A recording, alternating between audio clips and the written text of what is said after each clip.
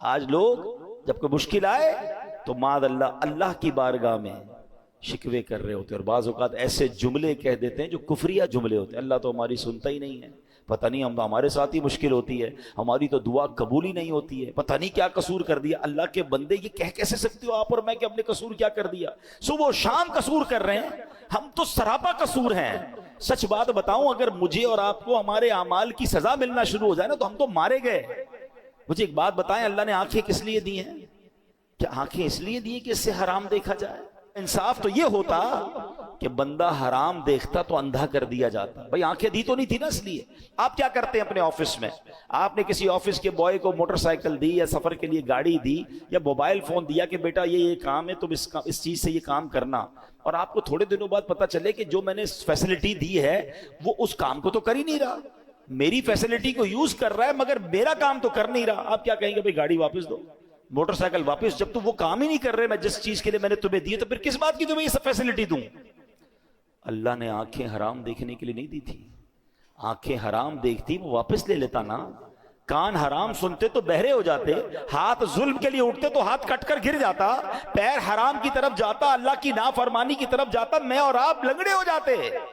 ارے وہ تو سزا دے ہی نہیں رہا، بہت تھوڑی میں جان چھوٹ رہی ہے، اور اب بندہ کہتا ہے پتہ نہیں کیا قصور کر لیا۔ اس سے پوچھو بھائی نماز 5 ٹائم پڑھتے ہو؟ نہیں وہ تو کبھی کبھی قضا ہو جاتی ہے۔ پھر کہتے ہو کیا قصور کر لیا؟ مطلب ہمارا تو دن رات قصور میں ہے۔ پھر یہ جملہ کیسے زبان پر آتا ہے؟ شکوہ نہیں، وین ایور کوئی پرابلم آئے اپنے آپ کو ریئلائز اسکین کرنا شروع کر دو کہ کیا غلطی ہو گئی بھائی، کیا مشکل ہو گئی، میں نے ایسا کیا کر دیا، فوراً توبہ، فوراً استغفار، فوراً اللہ کی طرف رجوع کریں۔ پھر دیکھیں انشاءاللہ رحمتوں کے دروازے پھر کھل جائیں گے۔ اللہ اکبر۔ ایک بار مسلمانوں کے پہلے خلیفہ حضرت ابو بکر صدیق رضی اللہ تعالیٰ عنہ نے بارگاہ رسالت میں عرض کی، اللہ پاک قرآن میں فرماتا ہے جو کوئی برائی کرے گا اسے اس کا بدلہ دیا جائے گا۔ حضرت ابو بکر نے کہا حضور ذرا یہ آیت کے بارے میں بتائیں، اس کا مطلب کیا ہے؟ تو نبی پاک نے فرمایا غفر اللہ لکا یا ابا بکرن، اے ابو بکر اللہ پاک تیری بخشش فرمائے۔ اے ابو بکر کیا لوگ بیمار نہیں ہوتے؟ کیا انہیں رنج نہیں پہنچتا؟ کیا وہ غمگین نہیں ہوتے؟ کیا پریشانیاں نہیں آتی؟ عرض کیا کیوں نہیں، یہ تو سب کچھ ہوتا ہے۔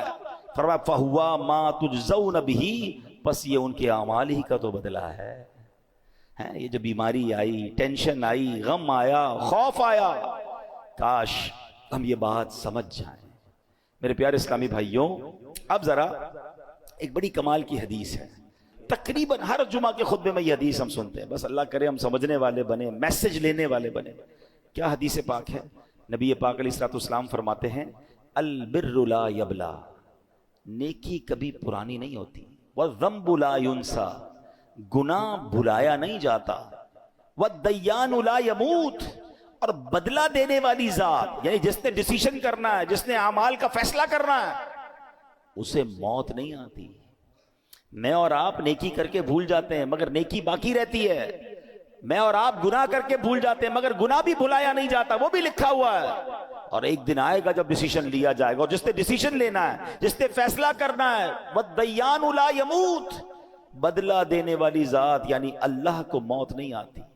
مگر اس حدیث کا جو اگلا پارٹ ہے نا، وہ ہمارا ٹاپک یہی ہے، اعمل ما شئت کما تدین تدان، جو چاہو کرو، اعمل ما شئت، جو دل چاہتا کرو، کما تدین تدان، پھر جیسی کرو گے نا ویسا ہی اس کا اجر پاؤ گے، ویسا ہی اس کا بدلہ ملنا، ٹٹ فور ٹٹ ہے نا، جیسی کرنی ویسی بھرنی۔ وہ کہتے ہیں نا فارسی شاعر، گندم ز گندم جو ز جو، از مکافات عمل غافل مشو، کہتے ہیں گندم بیج کر گندم ہی کاٹو گے، جو جب ڈالو گے بیج تو جو ہی کاٹو گے۔ دنیا میں مکافات عمل ہیں، یعنی جیسی کرنی ویسی بھرنی والا قانون جاری ہے۔